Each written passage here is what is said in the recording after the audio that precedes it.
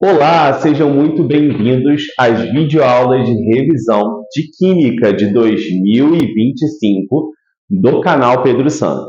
Nesta videoaula, nós vamos estar corrigindo uma lista de exercícios de revisão para os alunos do nono ano do Ensino Fundamental 2 do Colégio Andrade de Figueiredo, o CAF, aqui localizado em Macaé. Então, se você é um inscrito no canal, é um aluno do nono ano, talvez essa videoaula pode estar te ajudando a entender melhor alguns assuntos de química. Ou se você está se preparando, por exemplo, para a prova do IFE, ou ainda para a prova do Colégio Naval, qualquer concurso que caia química de nível fundamental, essa aula poderá estar te ajudando bastante, ok? Bom, nesta aula nós vamos estar falando sobre quais assuntos? A diferença básica entre matéria e energia, mudanças de estado físico da matéria, classificação da matéria como corpo e objeto. A gente também vai perceber que características microscópicas dos estados físicos, tá? Vamos determinar a temperatura de fusão e de ebulição. Na verdade, nós vamos determinar o estado físico pela temperatura de fusão e ebulição.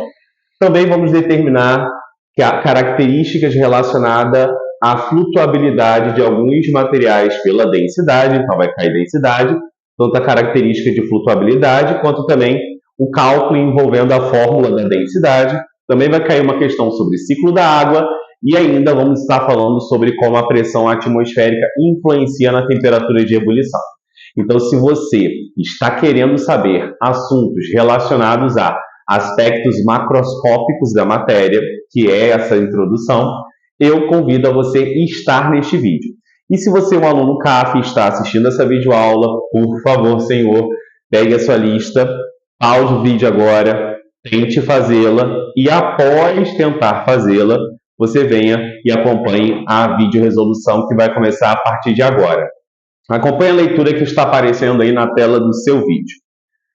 Um aluno do nono ano do Ensino Fundamental 2, do CAF, estava ajudando seus pais na cozinha pela manhã a preparar o café da manhã da família.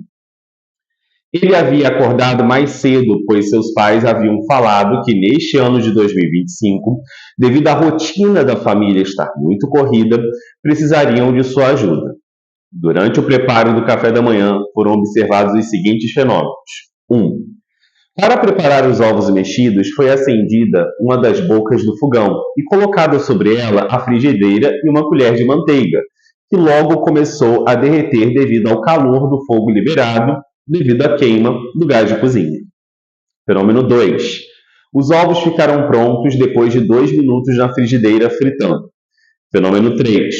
Para fazer o café, foi colocado um pouco de água na leiteira e colocado em cima do fogão até que começasse a sair algumas bolhas. Fenômeno 4. Foram adicionados 5 pedras de gelo na jarra de suco de laranja. Contudo, foi esquecido em cima da pia a forma com pedras de gelo, o que acabou virando água durante a refeição do café da manhã em família. Letra A. Analisando os fenômenos, identifique um exemplo de matéria e outro exemplo de energia. E a letra B.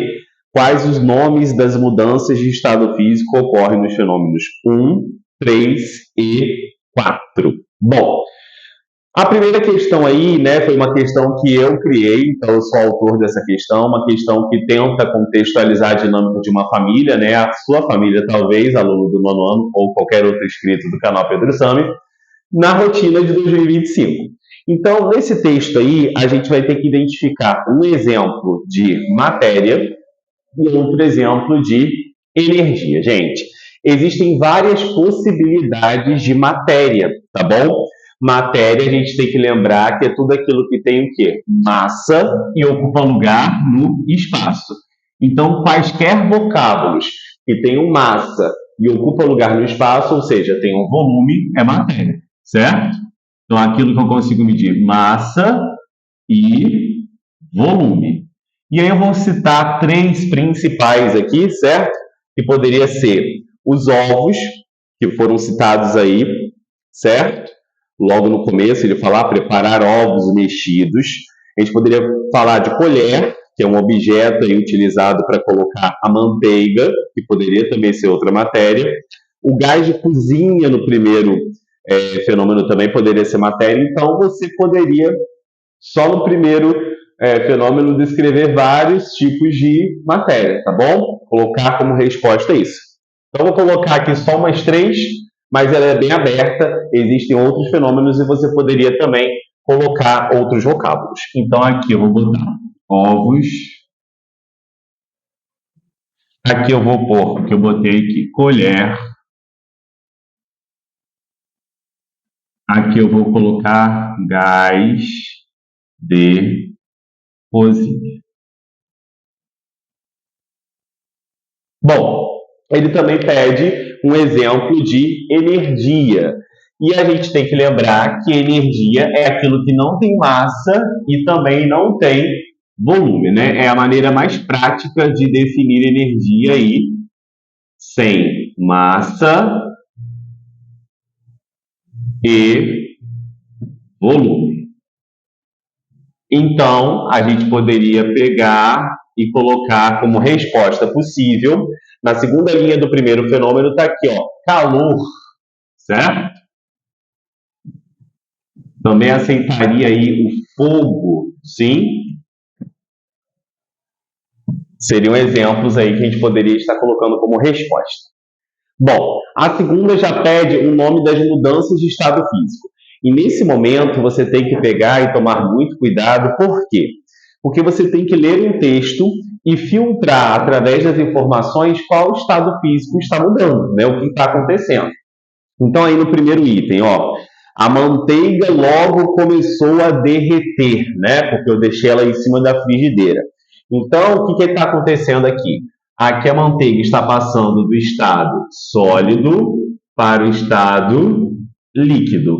Então, o nome dessa mudança de estado físico seria o quê? A nossa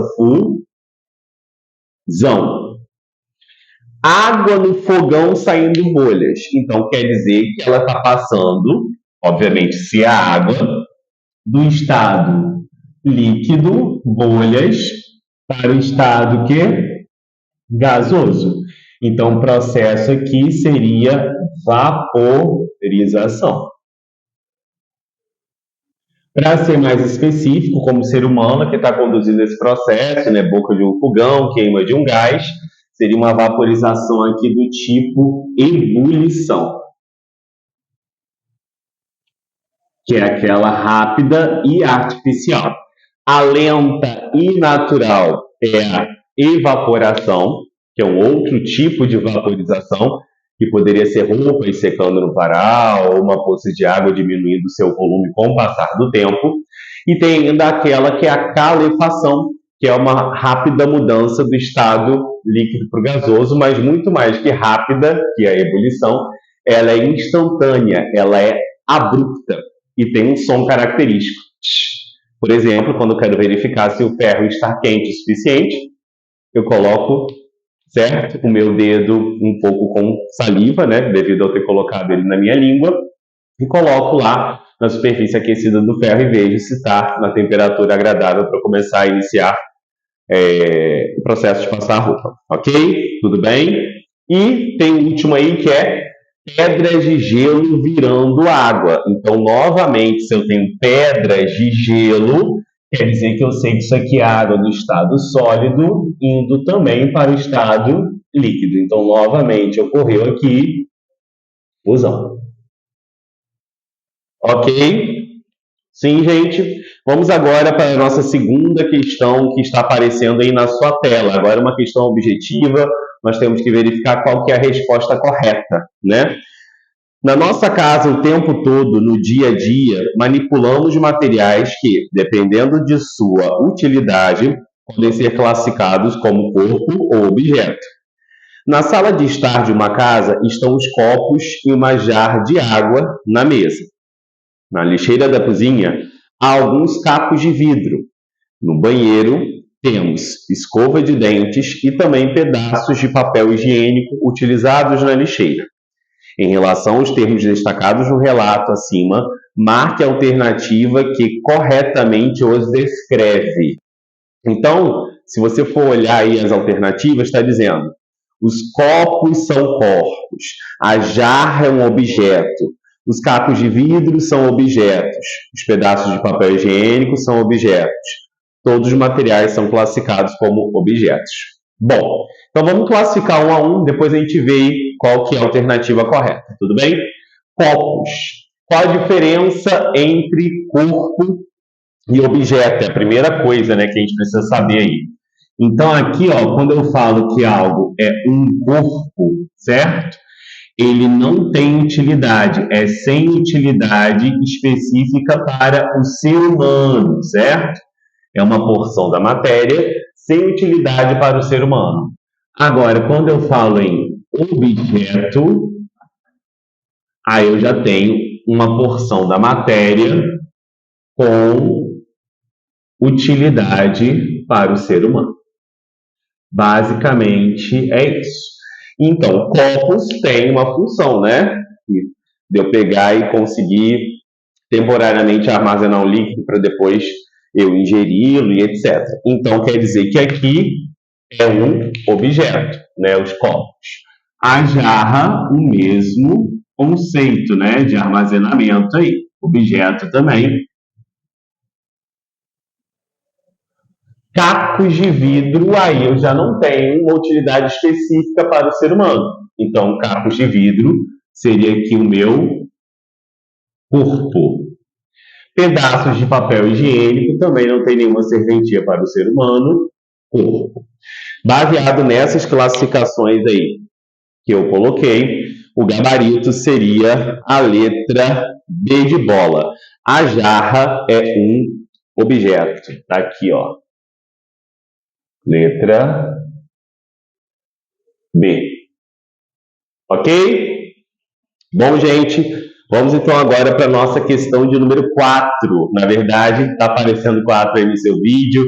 Eu fiz 2 4, mas na verdade aqui é a questão 3. Então, se liga aí na terceira questão, na verdade. As figuras 1, 2 e 3 representam os estados físicos da matéria. Identifique o estado físico representado em cada uma delas. Bom, nessa questão eu não coloquei o desenho aí, ele vai estar aparecendo provavelmente em alguma parte do seu vídeo. Você perceba aí que o desenho que está aparecendo no seu vídeo, o desenho 1, as partículas elas estão bem mais separadas e espaçadas em relação ao desenho 2 e ao desenho 3. E o estado físico, onde eu tenho a menor agregação da matéria, o que é agregação? Eles estarem unidos dos 3 estados físicos, sólido, líquido e gasoso. O que tem menor agregação da matéria, ou seja, aqueles que estão mais separados, vai ser o estado gasoso. Então, aí, a resposta da primeira questão é gasoso. Aqueles em que eu tenho a agregação média da matéria, ou seja, elas estão nem muito unidas, nem muito separadas, seria o 2. E aí, o 2 é líquido. E o 3, a gente tem elas extremamente unidas, né? E então, elas estão muito agregadas. Então, quer dizer que é o estado sólido. Ok? Então, é isso aí. Era só para você identificar por meio desse desenho, das características apresentadas pelo desenho, quais são as características microscópicas de cada um dos estados físicos, né? Tudo bem? Bom, vamos então agora à nossa próxima questão, agora sim a questão 4, que diz o seguinte. Na Praia dos Cavaleiros, em Macaé, um vendedor de picolé abre seu carrinho e logo é notada uma fumaça esbranquiçada saindo. O material utilizado para resfriar o picolé chama-se gelo seco. Esse diferente tipo de gelo, ao absorver o calor do ambiente, sofre um tipo de mudança de estado físico denominada... Bom, gente, nós já vimos algumas mudanças de estado físico na primeira questão, na letra B, fusão, ebulição, né? Só que existe materiais que não passam do estado sólido para o líquido e logo em seguida do líquido para o gasoso se eu continuar o aquecimento. Existem materiais que passam diretamente do estado sólido para o gasoso, sem passar pelo estado líquido. E um desses materiais é o nosso famoso gelo seco. Então, por que se observa essa fumaça esbranquiçada? Essa fumaça esbranquiçada, na verdade, é o processo em que o gelo seco, se é gelo, está no estado sólido, ele passa para o estado gasoso, ó, fumaça esbranquiçada. E o nome desse processo especial é sublimação.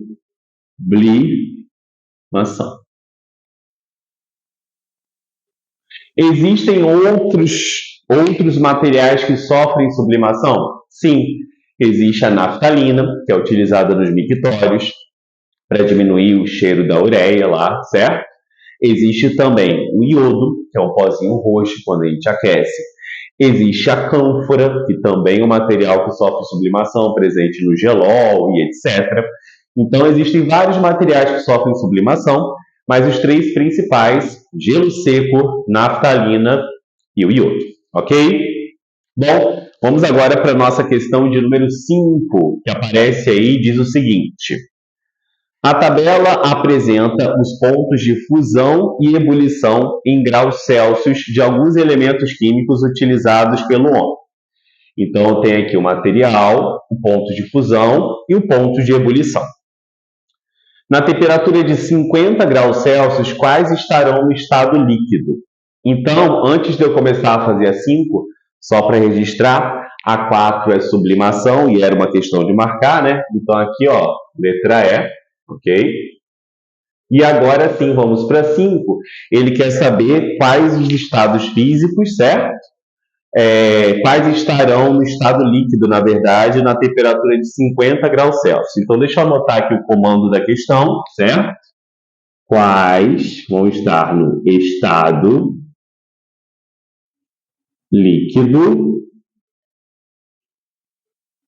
a 50 graus Celsius. Então, como é que eu vou ter que fazer para saber quais estão no estado líquido?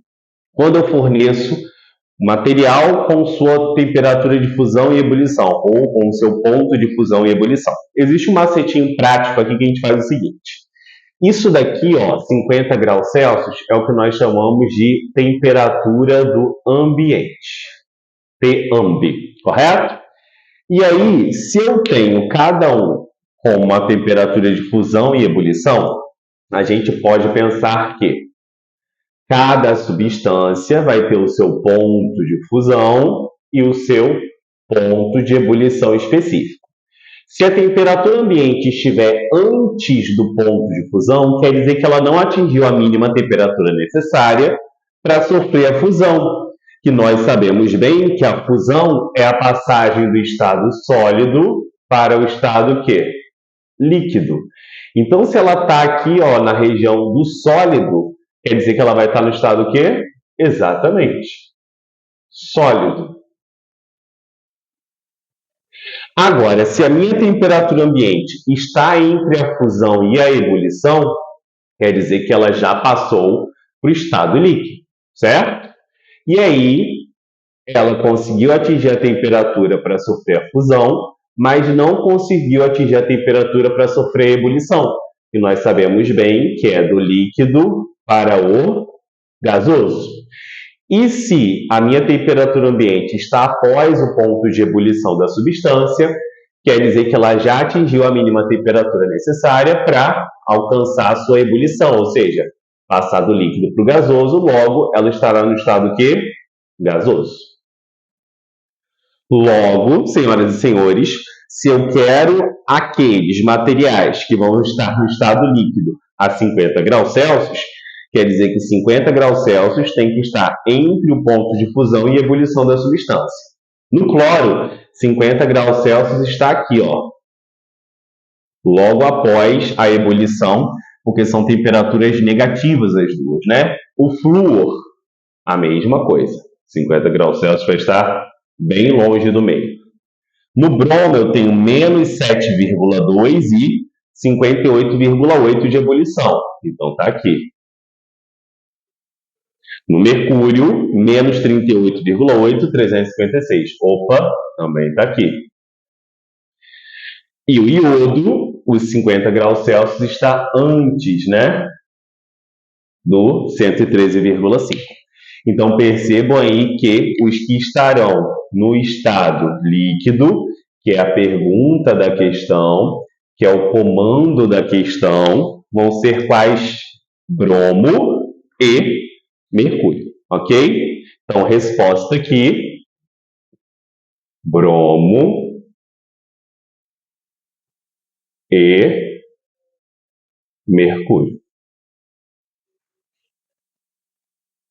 Ok? Vamos para a nossa próxima questão agora, que é a questão de número 6, que diz o seguinte, aparecendo na sua tela. Geólogos estudam a Terra como um todo, sua origem, composição, estrutura e história, bem como os processos que deram origem ao seu estado atual e os que governam as transformações que ocorrem no presente. Estudando uma amostra de terra, utilizar a densidade para identificar alguns possíveis materiais presentes nela. Analisando a tabela ao lado, marque a opção que indique os materiais que foram identificados por flutuarem em água.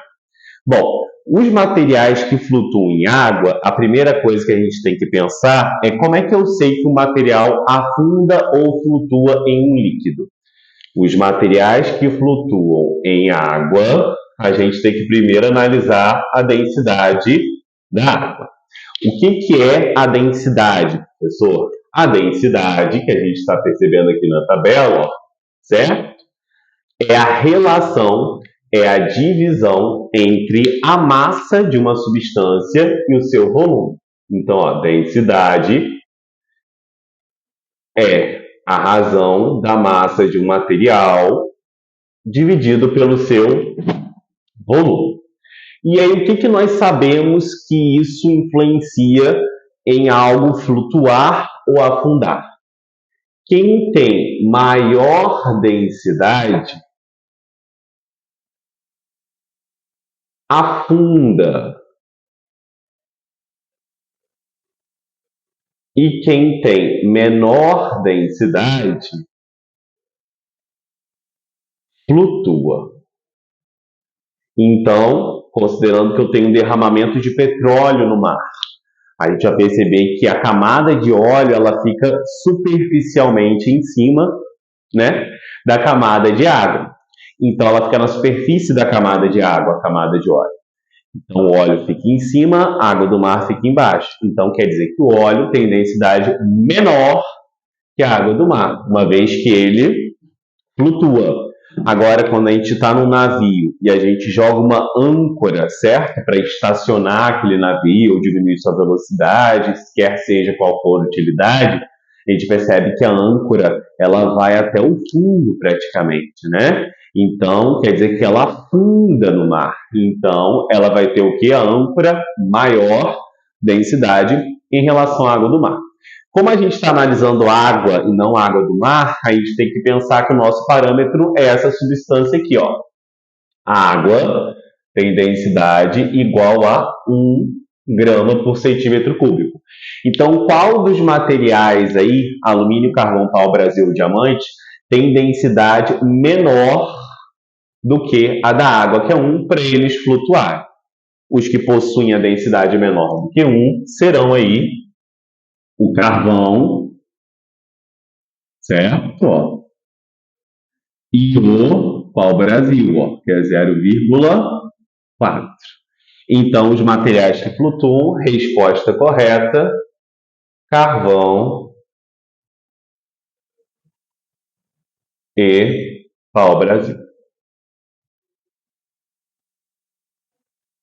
E aí, eu creio que essa é uma questão de marcar, por consequência disso, nós temos que olhar aqui, o gabarito, então, desta questão é letra B de bola.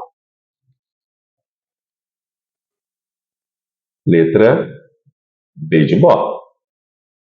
Vamos, então, agora para a nossa questão de número 7, que está aparecendo no seu vídeo. Uma barra de um certo metal de massa igual a 37,8 gramas foi introduzida num cilindro contendo água. O nível da água contida no cilindro antes, marcando um volume de 7 ml, e após, marcando um volume de 21 ml, a imersão da barra metálica, é mostrada na figura. Está aparecendo a figura aí no seu vídeo. E ele pergunta, calcule o valor da densidade dessa barra metálica. Nós já vimos o que é densidade ali em cima. Então, essa densidade é a massa do material que nós queremos determinar, que é a barra metálica, e o volume deste mesmo material. Qual o problema? O problema é que essa massa ela tem que ser dada em grama, não é isso? Já está na unidade correta. E o volume pode ser dado ou em centímetro cúbico ou em ml, que são a mesma coisa. O problema é que eu não dei o volume do metal. Eu dei a massa, que é relativa apenas ao metal, mas o volume do metal não dei. Eu dei o volume aqui. Primeiro, os 7 ml era da água pura, certo? Então, os 7 ml aqui, ó, somente água. E os 14 ml, aí eu tenho o quê? Eu tenho aqui água mais o quê? Água mais o metal. Certo? Então, aqui eu preciso pensar que, como é que eu vou achar o volume do metal? Exatamente. Eu preciso desconsiderar o volume da água, perceberam? Então, para eu achar aqui o meu volume do metal, eu vou ter que pegar o volume 2 e subtrair do volume 1. Então, quer dizer que o volume do meu metal vai ser igual a 14 menos 7. Então, quer dizer que o volume do meu metal vai ser igual a... Se eu não me engano, aqui, certo? Após é 21. Vocês me perdoem aqui que eu anotei um valor errado, tá? Então, V2 aqui, ó, 21 ml. Então, retornando aqui, desculpem, 21 menos 7. Então, aqui vai dar o quê? Agora sim, 14 ml. Bom, o que vai acontecer agora? Uma vez que eu tenho a massa só do metal e agora eu tenho um volume só do metal, eu consigo calcular a minha densidade. Então, eu sei que a densidade é igual ao quê? Massa sobre volume. Então, a densidade, que é o que eu quero descobrir, a massa é 37,8 e o volume, o sinal tocou e eu pensei que eu ia terminar essa aula antes do sinal tocar, gente. E assim, agora vai ter um barulhinho, mas eu acredito que a gente vai conseguir terminar sem muita dificuldade. Bom, 37,8 dividido por 14, isso daqui vai estar dando 2,7 gramas por centímetro cúbico. Ok? Bom, vamos à nossa penúltima questão, questão de número 8. Né? Eu estou gravando essa aula numa das salas do Colégio Andrade Figueiredo, certo, gente? Fala o seguinte. A manutenção do ciclo da água na natureza, representada na figura a seguir, é imprescindível para garantir a vida na Terra. Então, aí eu tenho uma imagem do ciclo da água. De acordo com a figura, é correto afirmar que o ciclo da água não pode ser afetado por ações humanas. Com certeza, isso é errado, né, gente? O ciclo da água é afetado pelo homem.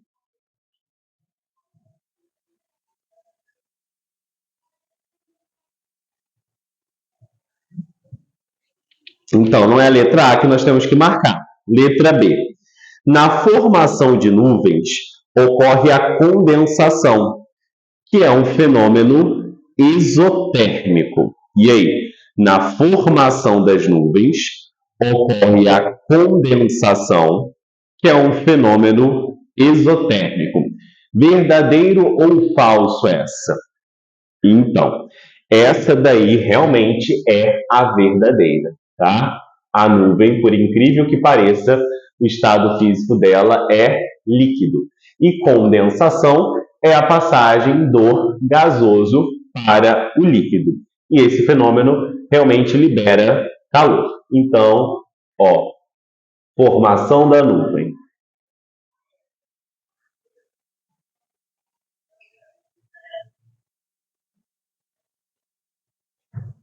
Vou botar só registradinho aqui.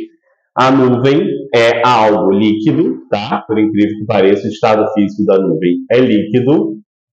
E no seu processo de formação, obviamente, eu vou estar passando do estado gasoso, devido à vaporização que teve da água, para o estado líquido. E quando eu passo do gasoso para o líquido, o nome desse processo é condensação.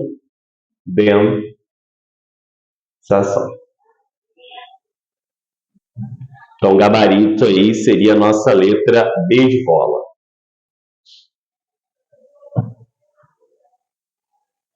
Contudo, eu vou continuar lendo a questão, porque a gente tem que perceber aí, certo, por que as outras estão incorretas. A precipitação é um processo no qual a água penetra no solo. Não, gente. Precipitação, em relação ao ciclo da água, é a chuva caindo, tá bom? Então, esse termo precipitação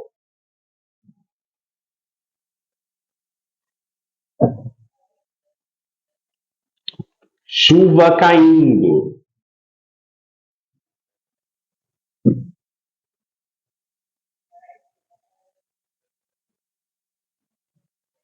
Ok? E ele fala mais o que? A infiltração envolve a absorção de calor. O que é infiltração, Pedro? Então, a infiltração aqui, gente, é a água penetrar no solo, certo? E, dependendo aí de como é a composição química desse solo, ser filtrada e formar até os lençóis freáticos. Então, a infiltração, a água penetra no solo, ok? A evaporação das águas de rios, lagos e oceanos não é uma mudança de estado da matéria. Não, gente, é uma mudança de estado da matéria. Nós vimos que a evaporação é um tipo de vaporização, como eu havia dito logo no início, na primeira questão.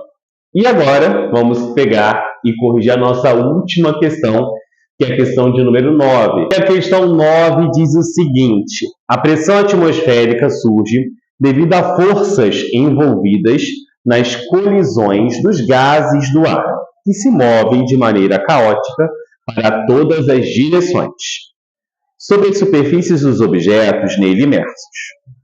Desculpe se o texto não está sendo bem lido, porque o barulho me desconcentra um pouquinho. Mas vamos no café para ver se melhora.